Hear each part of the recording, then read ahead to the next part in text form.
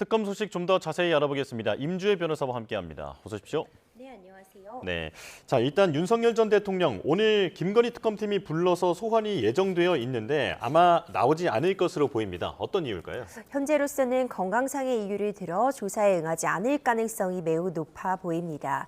구속이 된 이후에 사실상 지금 이 특검 측의 수사에는 응하지 않고 있는 모습이고요. 형사 재판에도 참여하지 않고 있습니다.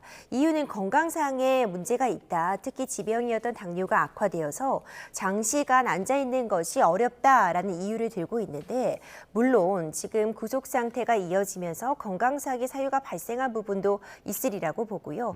일단 그보다도 특검 측이 굉장히 신속하게 그리고 전방위적으로 수사를 이어가고 있는 상황이기 때문에 어느 좀 기술적으로라도 좀 숨고르기에 들어간 것이 아니냐, 이런 평가도 나오고 있습니다. 예. 하지만 계속해서 이제 조사나 이 재판에 불응하는 것은 물리적으로도 불가능하고 또 피의자 피고인의 방어권 행사 측면에서도 합리적인 선택은 아닐 수 있습니다. 적시에 어떤 방어권을 행사함으로써 내가 지금 방어할 부분이 있다면 적극적으로 그 논리를 펴는 것도 굉장히 중요한 부분이기 때문에 잠시 일단은 수사에 응하지 않더라도 결국은 수사를 받거나 그 이후에 재판을 받을 수밖에 없지 않을까, 저는 이런 생각도 하고 있습니다. 예.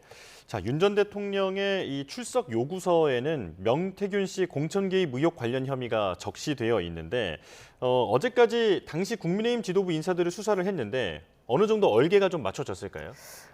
열개가 맞춰졌으리라고 봅니다. 일단 국민의힘과 관련해서 특히 당시의 공천과 관련해서 핵심적인 역할을 담당했던 인물들에 대해서 지금 압수수색도 단행이 되고 있고요. 줄줄이 소환 조사가 진행되고 있습니다.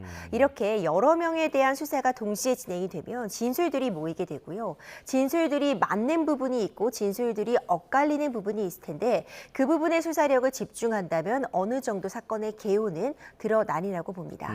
여러 명이 동시에 같은 이야기를 하고 있다면 신빙성이 굉장히 높아지게 되기 때문에 그 부분과 다른 주장을 하는 사람을 또 적극적으로 공격한다면 또 새로이 또 진실에 부합하는 그런 내용을 확인할 수도 있는 것이 우리의 수사 기법이라고 평가할 수 있습니다. 예. 그렇기 때문에 국민의힘 지금 지도부들 당시의 공천과 관련해 깊숙하게 개입하고 있었던 인물들에 대한 줄줄이 소환 조사가 있었고, 그렇다면 어느 정도 지금 특검에서는 관련된 자료들을 확보한 상황이 아닐까, 저는 그렇게 보고 있습니다. 예, 어제 가장 주목받았던 수사 진행 상황이 이준석 개혁신당 대표에 대한 압수수색이었는데 이 압수수색 영장에 보니까 윤석열 전 대통령 부부와 공모했다, 그리고 피의자로 적시가 되어 있더라고요. 어떤 부분을 문제 삼고 있는 겁니까? 지금 문제가 되고 있는 당시 2022년도에 지금 이준석 대표가 당시에는 국민의힘의 당대표였습니다. 이제 이와 관련해서 당연히 당대표로서 공천과 관련해서 깊숙이 관여할 수밖에 없었고, 윤석열 전 대통령 부부와 공범으로 적시가 되어 있다는 것은 함께, 그러니까 공모해서 어떤 역할을 담당하였다라는 부분이 지금 쟁점으로 되고 있는 것입니다. 국민의힘 당대표를 역임하면서 어떤 공천 과정에서 부당하게 개입해서 어떤 공천 업무를 방해한 그런 피의자로서의 역할을 했다라는 것이 지금 특검 측에서 혐의점으로 파악하고 있는 일이라고 보고요. 다만 아직까지는 일단 피의자이고 또한 압수수색이 단행이 되었지만 추가적으로 혐의점이 확인이 될지 아니면 어느 정도 의혹을 받고 수사 대상에 오르는 것에 그칠지는 조금 더 지켜볼 필요가 있겠지만 일단 전방위적인 압수수색이 단행이 됐습니다. 당시에 과연 공천 과정에서 누구와 구체적으로 어떤 교감이 있었는지, 그 이후에 구체적인 어떤 지시가 있었는지, 이런 부분들을 집중적으로 특검이 들여다보고 있으리라 봅니다. 예, 이 압수물을 분석한 다음엔 이준석 대표를 소환할 가능성도 제기되고 있는데 사실 7불사 회동이라는 것도 그동안 많이 보도가 되지 않았습니까? 당시 모임에는 김영선 전 의원도 있었고 명태균 씨도 있었고 그리고 천하람 의원도 있었는데 이쪽으로도 수사가 확대할 가능성이 있을까요? 가능성은 열려 있습니다. 일단 압수수색 과정에서 어느 정도 유의미한 자료가 확보되었느냐, 그 부분도 좀 중요할 것 같고요. 지금 어쨌든 수사 선상이 정조준을 하고 있는 이 상황에서 관련자들이 줄줄이 소환될 가능성은 열려 있어 보입니다. 네. 하지만 이준석 대표와 이와 관련해서 이 압수수색이 굉장히 적절하지 못했다라는 또 반발을 하고 있는 것도 사실인데, 있는데요.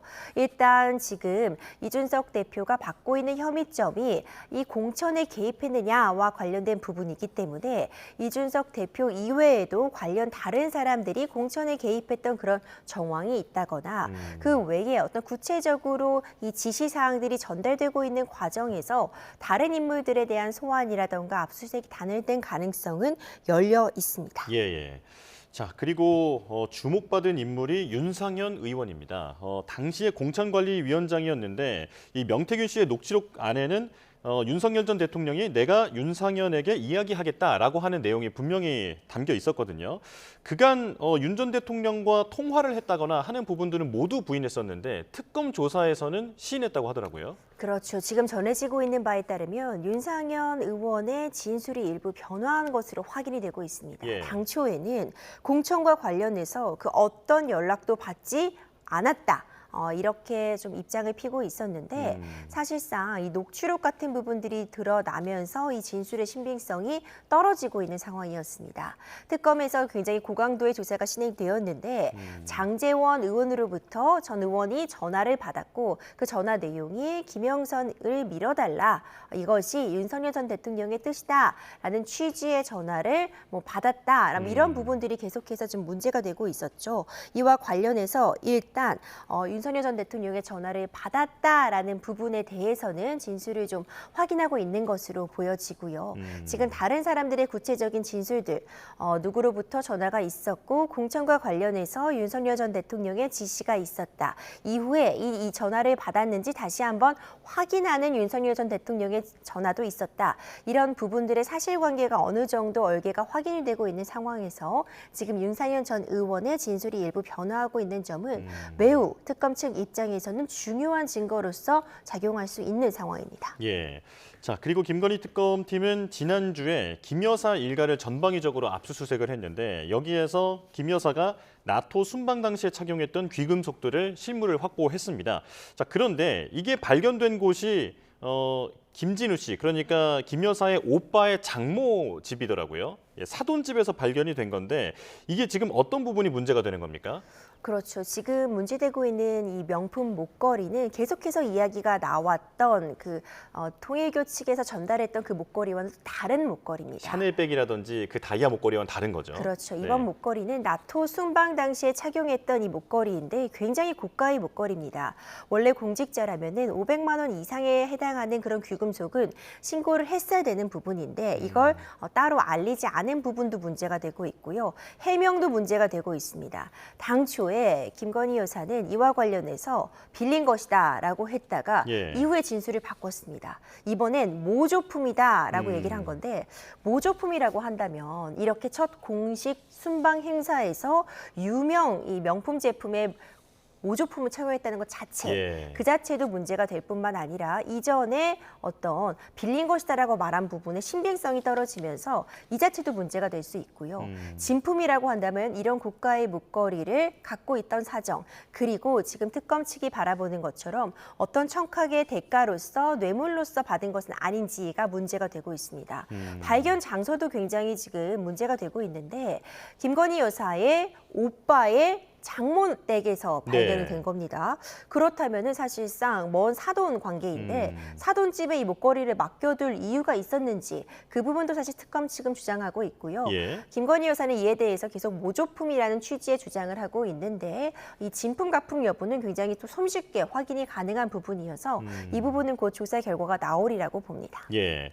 자, 그런가 하면 김진우 씨는 그 양평 공흥지구 개발 특혜 의혹도 받고 있는 상황인데 지금 국민의힘 김선교 의원도 공범으로 지금 보여지고 있고요. 이렇게 되면 김진우 씨에 대한 신병 확보에도 나설 가능성이 있겠죠. 가능성은 있습니다. 지금 어느 정도 증거가 확보되었는지가 쟁점이 될 것 같습니다. 그러니까 김건희 여사의 오빠 김진우 씨 역시 양평 일대의 어떤 그 개발 과정에서 특혜를 받았다는 부분, 막대한 이득을 얻었는데 이와 관련해서 별도의 환수라던가 이후에 특혜가 계속 진행됐다는 부분이 문제가 되고 있습니다. 예. 과연 이것이 정말 실체가 있는 것인지 있는데 지금 추가적으로 압수수색이라던가 관련자 소환을 통해서 유의미한 물증이 확보가 됐다면 이후에 특검 측에서는 고강도 조사를 한 번 더 거친다거나 아니면 조사를 거치지 않고 바로 신병 확보에 나설 가능성도 있습니다.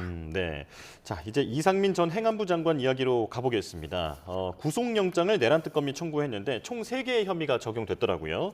그런데 일단 내란 중요 종사 혐의로 혐의가 가장 크다라고 볼 수 있을 텐데 특검의 논리는 뭡니까?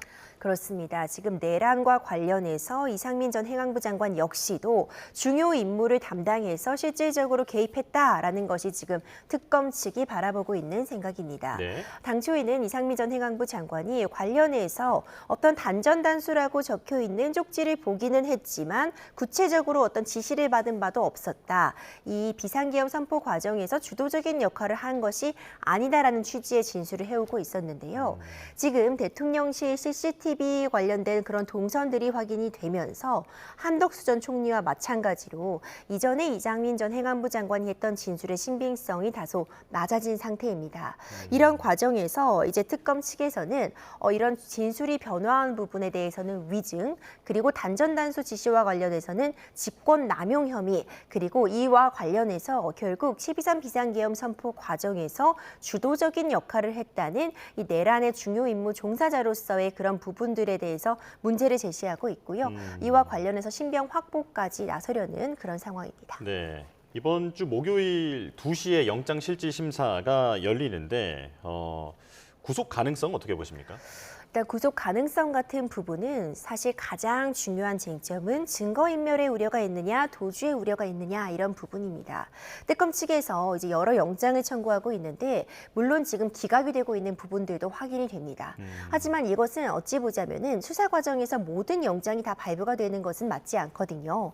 증거인멸의 우려 같은 부분들을 법원에선 따지고 있다고 보고 일단 어느 정도 관련된 혐의점이 있기 때문에 특검 측에서는 구속영장을 청구했으리 라고는 보지만 구속영장이 최종적으로 발부되는 것은 과연 현재 이미 충분한 증거가 확인이 되었다거나 추가적인 증거인멸의 우려가 없다고 본다면 영장이 발부되지 않을 가능성도 충분히 있다고 보고요. 예. 만약 관련해서 진술이 변화한 부분이라던가 이전의 CCTV 동선과 다른 부분들이 확인이 되는 그런 측면들에 대해서 이것은 증거인멸의 우려가 높다고 판단을 한다면 영장이 발부될 가능성도 현재로선 점쳐집니다.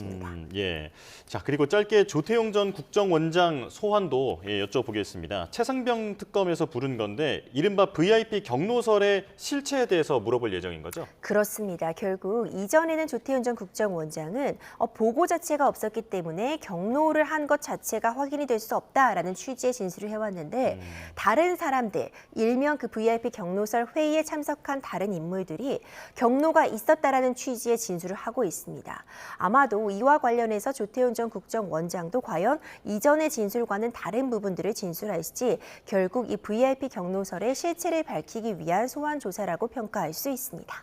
예. 조 전 원장도 진술에 변화가 있을 가능성이 있지 않겠습니까? 가능성은 열려 있어 보입니다. 일단 관련자들에 대해서 전방위적으로 줄줄이 소환 조사가 있었는데 이와 관련해서 진술이 일부씩 변화하고 있다면은 결국 조태용 국정원장 같은 경우에도 사실에 부합하는 기억나는 대로의 진술을 할 가능성이 있습니다. 네, 알겠습니다. 여기까지 말씀 나누겠습니다. 임주혜 변호사와 함께했습니다. 고맙습니다.